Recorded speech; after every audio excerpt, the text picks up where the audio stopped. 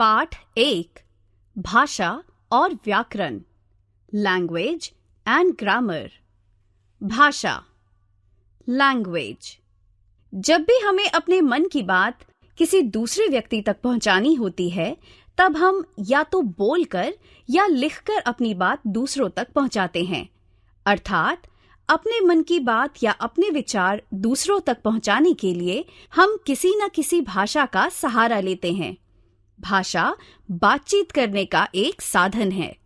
भाषा वह साधन है जिसके द्वारा मनुष्य अपने मन की बातों, भावों और विचारों को दूसरों तक पहुंचाता है और दूसरों की बातों, भावों और विचारों को ग्रहण करता है।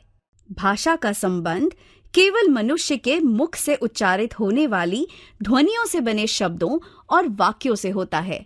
यही भाषा के बोलचाल का रूप या स्पोकन फॉर्म है। यह रूप उच्चारित होते ही समाप्त हो जाता है क्योंकि यह रूप अस्थायी या अनस्टेबल है। भाषा को स्थायी रूप देने के लिए लिखित भाषा या रिटन लैंग्वेज का विकास हुआ, क्योंकि लिखित भाषा में जो बात आ जाती है वह कभी समाप्त नहीं होती।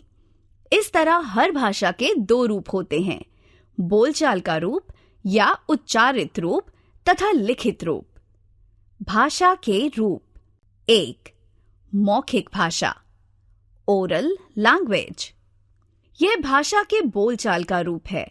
भाषा का यही रूप प्रमुख और पुराना है, परंतु भाषा के इस रूप की कमी यह है कि उच्चारित होते ही यह समाप्त हो जाता है।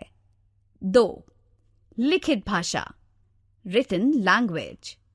भाषा के लिखित रूप का विकास तब हुआ होगा जब मनुष्य ने यह सोचा होगा कि वह अपने मन की बात दूर बैठे व्यक्ति तक या आगे आने वाली पीढ़ी के लोगों तक भी पहुंचा सके।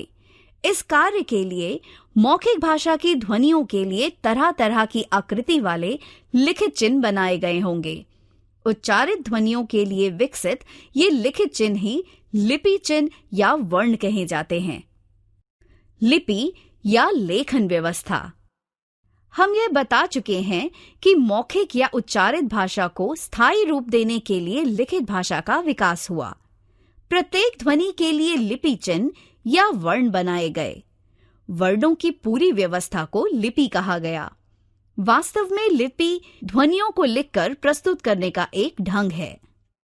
व्याकरण ग्रामर। जब कोई व्यक्ति किसी भाषा को सीखता है तो वह अनेक प्रकार की गलतियां करता है। शुद्ध रूप में भाषा का प्रयोग करने के लिए उस भाषा के नियमों की जानकारी होना बहुत जरूरी है। भाषा के ये नियम ही हमें यह बताते हैं कि कौन सा वाक्य शुद्ध है और कौन सा अशुद्ध, तथा कोई वाक्य शुद्ध है या अशुद्ध है तो क्यों है। अब प्रश्न उठता है कि भाषा के नियमों की जानकारी हमें कहाँ से मिलेगी। भाषा के नियमों की जानकारी उस भाषा के व्याकरण से मिलती है। व्याकरण भाषा के नियमों का संग्रह होता है। व्याकरण हमें यह बताता है कि भाषा का कौन सा रूप सही है और कौन सा गलत, तथा कोई रूप सही या गलत क्यों है। अतः ध्यान रखिए, व्याकरण वह शास्त्र है जिसके अंतर्गत किसी भाषा के नियमों का अध्ययन किया जाता है। व्याकरण की परिभाषा। भाषा के समस्त नियमों का अध्ययन जिस शास्त्र के अंतर्गत किया जाता है उसे व्याकरण कहते हैं। व्याकरण के अंग वर्ण विचार, शब्द विचार, वाक्य विचार।